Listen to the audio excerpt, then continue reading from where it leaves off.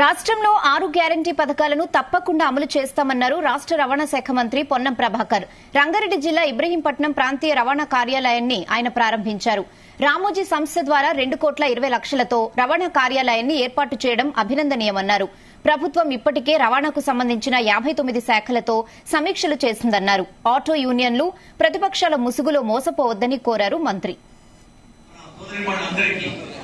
ఆ తర్వాత మళ్ళీ 6 గ్యారెంటీల పథకం ఇలా మన తెలంగాణ రాష్ట్ర ప్రభుత్వం ముఖ్యమంత్రి గారు మన సోదరి కలెక్టరేట్ ఇక్కడ కావాలని ఆ రోజు కలెక్టరేట్ ఇక్కడ కావాలంటే కలెక్టర్ రఘునందన్ రావు వచ్చి 4 హైవేలు ఉన్నాయి, 4 హైవేల మధ్యలో కావాలంటే ఆయనే పోయి రాజేంద్ర నగర్ లో కట్టాలనుకున్న కలెక్టరేట్ ను పొంగల కళను తీసుకొచ్చింది కాంగ్రెస్ పార్టీ అని చెప్పి ఈ సందర్భంగా మీకు మనం చేస్తున్నాం.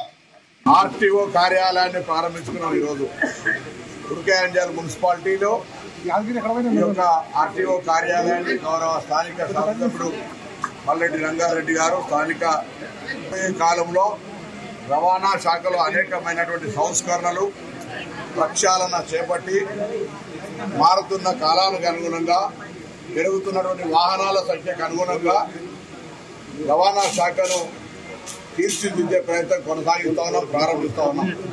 అన్ని జిల్లాల్లో కూడా ప్రజల సౌకర్యార్థము ఇప్పటికే దీని అన్ని సేవలు కూడా కంప్యూటరీకరణ చేసినప్పటికీ ప్రజల యొక్క అంశాలకు సంబంధించిన ఇబ్బందులు లేకుండా ఉండాలని ఈ కార్యాలయాన్ని అన్ని సౌకర్యాలతో ప్రారంభోత్సవం చేస్తా ఉన్నాం. కలెక్టరేట్ ఇక్కడ కావాలని ఆ రోజు కలెక్టరేట్ ఇక్కడ కావాలంటే కలెక్టర్ రఘునందన్ రావు వచ్చి 4 హైవేలు ఉన్నాయి, 4 హైవేల